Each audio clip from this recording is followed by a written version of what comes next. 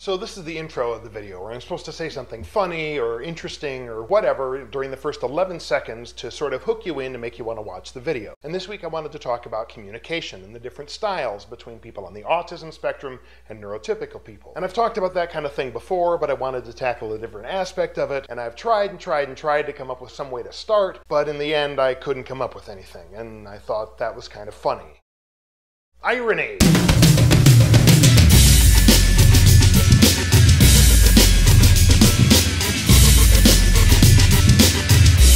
Hello friends, welcome to Mr. Snayl's Wild Ride. I am Mr. Snayl, and the wild ride is my life so far. One of the concepts central to the argument that establishes people on the autism spectrum as other is a neurological underfunctioning in the brain's ability to develop and deploy what is known as the theory of mind. Now pardon the snark, but when I refer to establishing people on the spectrum as other, I'm actually talking about the general idea held by the medical profession here in the States that autism is a deficient condition where people are considered to be impaired, and the treatment for which generally focuses on normalizing rather than teaching useful skills. Simply put, theory of mind is the ability to attribute a mental state to other people that is different from your own.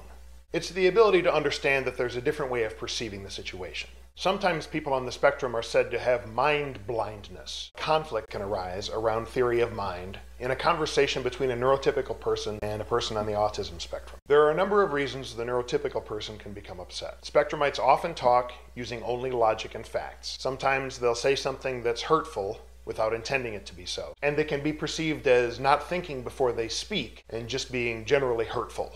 Now, at the same time, the spectrumite can become frustrated because they think that the neurotypical person is never satisfied. They're always criticizing. They just act more and more irrationally the longer that the two of them argue.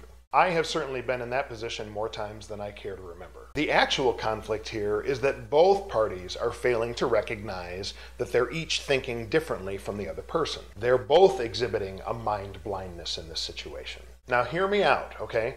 Everybody has had this experience where you're having an escalating argument with somebody and you think to yourself, this other person is behaving unreasonably. Since the dawn of humanity, two or more neurotypical people have had these kinds of communication problems, essentially a mind blindness about their companion.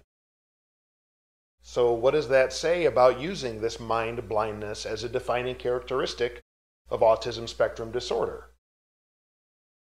Now, way back when I had a regular job, the company that I worked at had everyone take the MYERS-BRIGGS personality type test. If you're not familiar with this, it's a questionnaire designed to measure psychological preferences in people about how they perceive the world and make decisions. You've probably heard of the categories. There's 16 different types. There's these 4 letters like ENTJ or ISTP or whatever. So the pretense of having everyone do this in the workplace is that if the leadership knows everyone's strengths and weaknesses, then they can build more effective teams and things like that. One thing we learned, which I found the most fascinating and remember the most vividly from that experience, was the difference between introverts and extroverts and how they process information. Barring the many varied definitions of introverts and extroverts and the distinctions between them, one particularly relevant contrast with respect to the Myers-Briggs was that extroverts process information externally and introverts process it internally. The significance here is that introverts are unlikely to say anything until they've made a decision, whereas extroverts will say stuff while they're processing all along. I'll give you a quick example from my own life. 20 some odd years ago, my wife says, hey, let's go to such and such fast food place. So I say, okay. We're out running errands, and then she says, oh wait, let's go to such and such a different fast food place. And I get all bent out of shape. Why? She changed the plan. Well, there was no plan. I was a vegetarian. I wasn't going to eat at either one of those. To her, she was just like throwing out an option. She wasn't attached to either choice. It didn't make any difference to her. She's an extrovert. I'm an introvert. I wouldn't have said anything until I had chosen where we were going to go or where I wanted to go. And I wouldn't have said anything unless I was attached to the particular choice. Now, the problem isn't that there's anything wrong with either of these styles. The problem is that people tend to unconsciously assume that everyone else operates the same way that they themselves do. So if a team leader is an extrovert and knows that they have introverts working on their team, they have to be aware that when they think out loud, the introverts are going to be inclined to assume that the boss is making declarations when they aren't. And likewise, The staff need to keep in mind that when the boss is saying stuff, everything that comes out of their mouth is not some kind of final decision until they say, this is what we're going to do. The take-home message was, we need to consider how our communication styles will be perceived by others. Not everyone communicates or operates the same way. This is essentially the theory of mind. Now, I hadn't heard of the theory of mind then, and I certainly didn't know that I was autistic then, but I did know that I was an introvert, and I certainly didn't process out loud. When the extroverts around me made declarations, especially my wife, I got in trouble all the time when I assumed that opinions stated were opinions decided. I never said stuff out loud that was only a maybe. Who would do that? Well, a lot of people. Now, by suggesting that neurotypical people can have just as much trouble with theory of mind and demonstrate just as much mind blindness as people on the autism spectrum, I am not saying that decades and decades of autism research are wrong. However, there is a recent and growing body of research supporting evidence of coping mechanisms that facilitate a spectrum of mindful behavior, if you'll pardon the pun.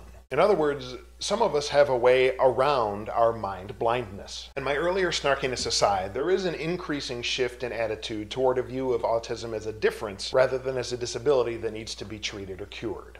Some links for further reading along those lines are in the spat boop below. I'd love it if you shared any of your stories, any situations where you perhaps found yourself mind blind. What happened? What did you do? Were you able to do anything about it? If so, what? Or did it just continue to escalate? So thanks for tuning in. Be sure to like this video if you did in fact like it, and don't forget to subscribe for new videos every week. Have a better one.